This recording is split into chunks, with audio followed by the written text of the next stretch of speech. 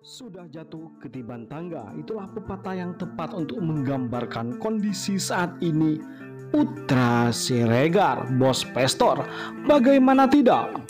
Selain kasus pengeroyokan, polisi bidik kasus pidana bos Pestor, Putra Siregar lainnya.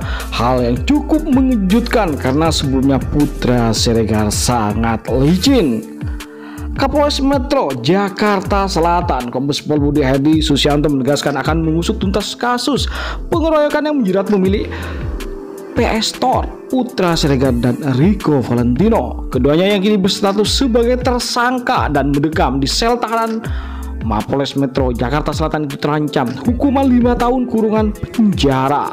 Sementara dua yang sudah ditetapkan sebagai tersangka, tapi kalau dalam prosesnya berkembang nanti disampaikan lagi. Kami jerat dengan pasal 170 tentang pengeroyokan dengan ancaman 5 tahun penjara, ujarnya lebih lanjut.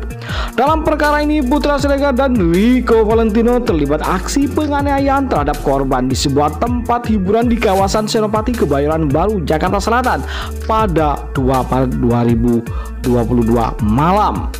Terlepas dari itu, polisi kemungkinan bakal mengusut tuntas kasus dugaan lainnya. Wow, benar-benar sudah jatuh ketiban tangga nih. Kalau kasus-kasus lain yang selama ini sedang disengketakan akan diusut tuntas. Apa hal tersebut?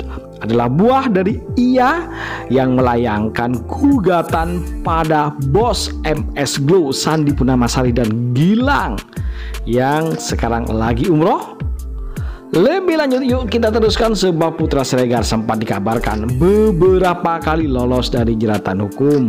Wah, memang licin, tapi kali ini dia akhirnya juga jatuh. Apakah seperti yang berkembang dan beredar bahwa yang ia keroyok adalah keponakan? Ada hubungan darah dengan Wakapolri? Kita juga belum tahu karena dari pihak kepolisian pun masih menepis hal tersebut. Dan apa yang akan segera diusut tuntas oleh pihak kepolisian terhadap Putra Siregar? Kalian masih ingat remembering pada tahun 2020 dia juga terjerat kasus penyelundupan ponsel ilegal yang diperbuatnya pada tahun 2017.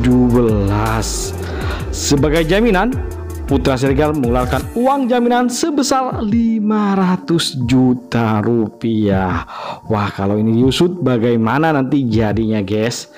Ketika kasusnya dibawa ke Pengadilan Negeri Jakarta Timur, Putra Siregar malah divonis tidak bersalah. Dia dinilai oleh majelis hakim tidak melanggar kepabeanan yang menjadi dasar perkara. Kasus serupa pernah menimpa Putra Siregar di Batam, Kepulauan Riau pada Desember 2019 lalu. Namun lagi-lagi dia berhasil lolos. Wow, kalau sekarang dibidik kembali bagaimana jadinya, guys? Wah. Berdasarkan data mahkamaagung.go.id, kasus itu bermula saat toko Pestor yang ada di Jalan Laksamana Bintan, Ruko Palm Regency, Batam dilaporkan menjual ponsel tidak sesuai standar. Hanya saja ketika itu yang divonis bersalah adalah manajer toko bernama Astuti setelah dinyatakan bersalah dengan melanggar Undang-Undang Nomor 8 Tahun 1999 tentang perlindungan konsumen. Sementara itu, Putra Siregar sebagai pemilik toko berhasil lolos karena mengaku sebagai franchise yang memiliki surat perjanjian waralaba. Lalu bagaimana sekarang dengan kejadian yang terjadi dan kebetulan yang dikeroyok benar atau tidak masih akan kita selidiki, akan kita cari informasi lebih lanjut memiliki kedekatan dengan Wakapolri. Walau hal itu pun ditepis oleh pihak kepolisian.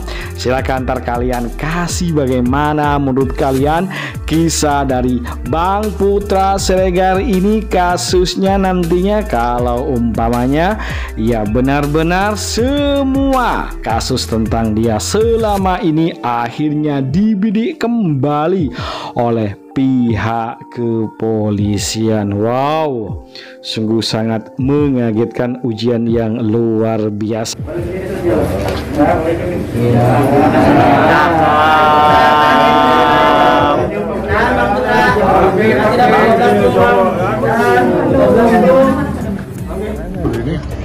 Terkait ini aja terkait benarkah inisial PS dan RV itu sebagai terlapor dari kasus pengeroyokan itu kan? Ya bukan terlapor, kita tersangka. Jadi untuk apalagi kita tahu beberapa hari lalu Putra Siregar yang masih mendekam di penjara ingin menuntut MS Glow ya, MS Glow yang notabene sudah menyebar ke mana-mana dan koneksinya juga bagus guys ya. Dan nyatanya hal inilah yang tentunya akhirnya akan membuat Putra Siregar ya harus mengakui keunggulan rivalnya. PS dan juga RV memang sudah jadi tersangka dan dilakukan penahanan. Penahanan per kapan? Dan per hari ini hingga 20 hari ke depan. Kondisi korban gimana dan? Nah itu aja. Jemputnya gimana tadi Bang? Kenapa? Bagaimana sekarang guys? Tentunya jangan lupa kasih masukan dan komentar kalian agar tambah seru, biar kita bisa menikmati cerita dan kisah selebritis Indonesia mancanegara yang tentu bakal bikin kalian semua pada happy, seneng, dan selalu menunggu kabar dan informasi terbaru terupdate dari kita hanya untuk kalian semua. Oke, itu saja. Jangan lupa untuk selalu stay di channel kita ini. Caranya dengan cukup mudah, ini klik subscribe dan nyalakan loncengnya. Itu saja. Terima kasih telah menonton. Yuk, bye bye.